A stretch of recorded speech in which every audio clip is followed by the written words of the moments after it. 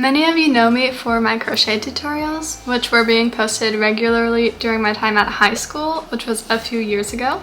I posted recently about how I moved to the Netherlands. And for your information, I am originally from Missouri in the United States. So how did I go from having no real friends in high school to my life now? I study across the world and I have lifelong friends. Well, let me tell you.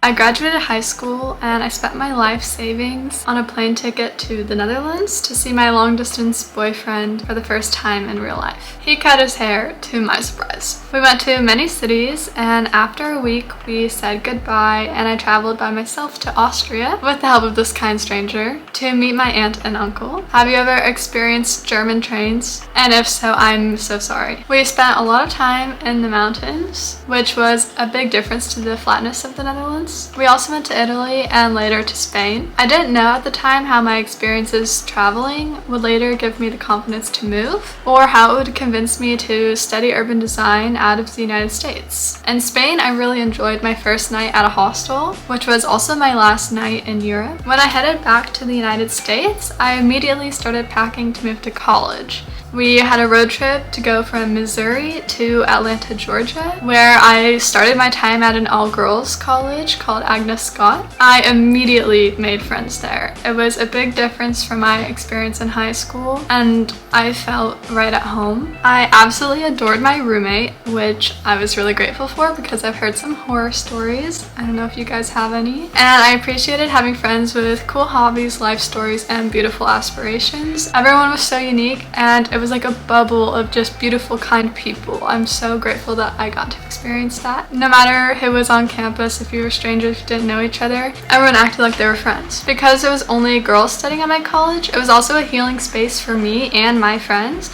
to experiment with ourselves without the added male gaze, which you can see through me dyeing and cutting my hair, and my friend shaved her head. She was pretty cool. I'm curious how you guys have experimented with your hair, and have you made any regrets recently? My college was in Atlanta, which is a really artsy and music city, so I got to experience a lot of concerts, and I even met the drummer of the Flaming Lips band. I still crocheted a lot and sold some of my creations at my school's vendor fair, and I used the money to visit my boyfriend that winter.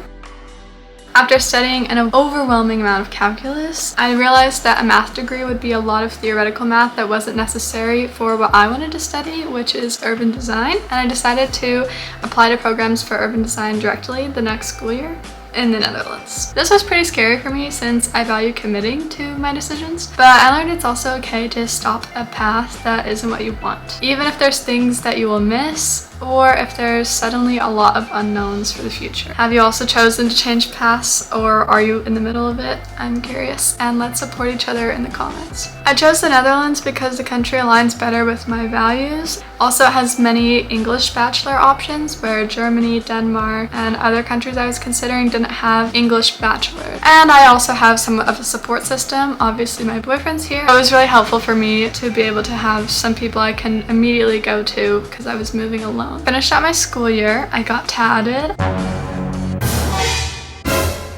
I went to Croatia as part of my school. And at the end of the year, my boyfriend was able to visit me in Georgia. Would you like to tell the video what you're doing? We're walking to Evans. I'm holding fake macaroni and cheese. Because we couldn't have silverware.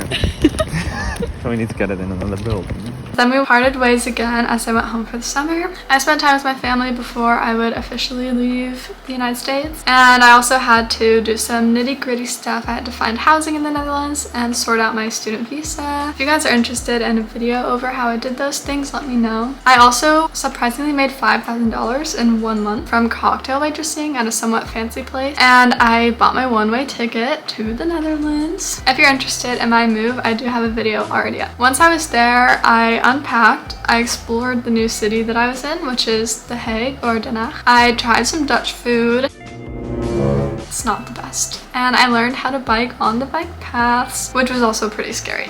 When school started, I made friends pretty quickly.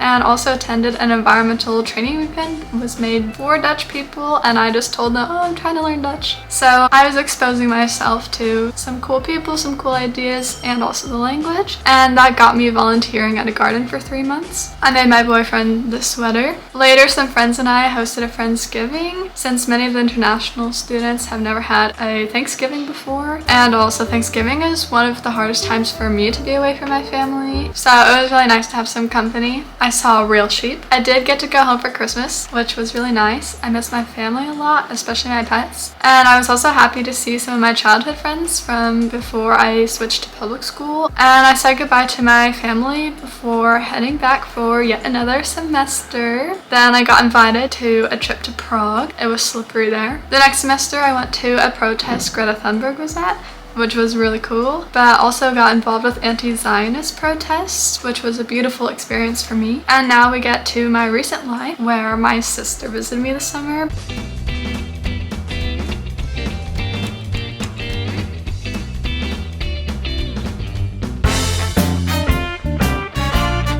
Before I officially moved in with one of my best friends, and we're able to host a little housewarming party with my friends before the semester begins yet again. And if you ever feel lonely or stuck in your life, I would say immediately you can just focus on creating. For me, crochet was just always a good outlet, but also try to every now and then make decisions that are a little scary and bring you out of your comfort zone, because you never know where you could be even a year from now.